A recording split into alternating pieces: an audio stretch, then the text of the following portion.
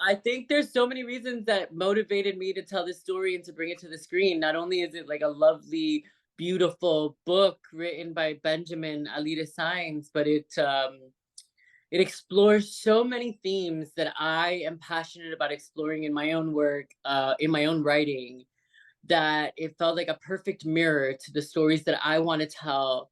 And this was 9 years ago when I first read the book, and it just like I had to be the person that was at the forefront of this because it handled Latinos in a way we haven't seen before. It handled coming of age, it handled culture and generational differences in something that was rooted in love and joy and a gentleness that we haven't seen often when it comes to our own stories. So that was really important to me. H, I would like to know what brought you into filmmaking. I know you've done many things, and where did the passion comes from? It's funny, I feel like I haven't done enough, and this is the beginning. My passion came from a very specific upbringing where movies were my escape. Movies and television were where I found comfort, where I found solace, and where I found joy. So I didn't know what role I was going to play in the film industry, but I knew that that's what I wanted to do at a very early age. When you do a film, when you direct, when you show us a film, do you feel that it's a product of your individuality, or do you feel that you're representing a community? I think I'm too small of a being to represent an entire community. So it's a reflection of me and people I love. And I hope that through that, it's representing a wider, more universal audience and in turn a community, that they could see themselves in those experiences. But I never sort of approach something with, this is going to represent an entire community, because we're not a monolith and we're all different versions of, there's so many nuance to all of us. So, and that's why I think more stories need to be told about Latinos specifically, because we've only seen a little bit of what that is. And hopefully this is the beginning of exploring us as a culture even further. Would you say that Dante's and Ari's experiences are different because they come from a different families and they have different experiences as kids? Absolutely. Though that's one of the themes in the book and in the film that I was very impassioned to explore, because it explores generation and explores generational trauma without being too obvious about it, and how that influences these younger characters and how it limits the way they see themselves, how it limits language and how they communicate to each other as a family. And I think that's like a reflection of Ari's parents being of a different generation, older, immigrant. Their path was different than Dante's parents. So that's obviously going to influence those households. I think older generations come with, a survival mentality. Opportunities are limited, and you got to make it work. And Dante's family is a little younger, a little more vibrant. They probably had more opportunities, and it's like that's what we see, and we see how that affects both kids.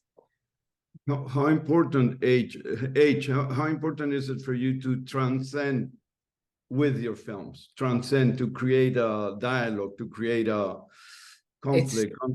It's the thing that's why I do this. That's exactly what I want to do.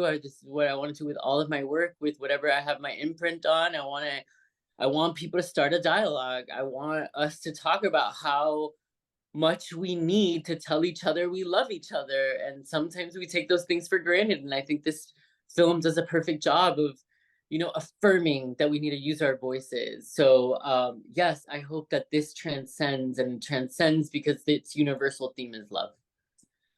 How oppressive is the mainstream culture and the heterosexual patriarchal society, would you say? For me, it's very repressed. I mean, it's very repressive. It's super repressed. Like, that's what's the problem with this country. It's sexually repressed, and it's like, it's so antiquated, the way we live and the way we think and the way lawmakers are sort of imposing these old ideas into things. Like, that to me is so obvious. And if you have a sort of creative brain, if you have any sort of compassion, you know, the freedom to explore who you are is the biggest gift that we could give each other. And I don't understand why we try to limit that for anyone. It doesn't make any sense to me. Where did you find the kids playing Ari and Dante? They're fantastic, incredible, very beautiful Did you actors. realize that we're both wearing red, by the way? It's Yeah, very yeah, I just saw that. Yeah. Um, knew Reese for a really long time because he did a live reading of the book of the screenplay, Yeah. and I met Max through the audition process, and it was very obvious that they were Ari and Dante from the beginning, but I still had to go through the audition process and make sure that my instincts were right, because sometimes my instincts fail me, but they didn't on this occasion. We don't see many films that take place in El Paso. I think you're giving voice to people who nobody hears about, in a Yeah. way. Do you agree? Yeah, Can I think it's so. I even had my own limited perspective on what El Paso was before visiting it, and I there's so much joy and so much beauty and so much love for El Paso from the community that I really wanted the film to reflect that back to them, because I was welcomed with open arms. But it's this untouched. There's so much to explore when it comes to El Paso that the movie doesn't even scratch the surface on.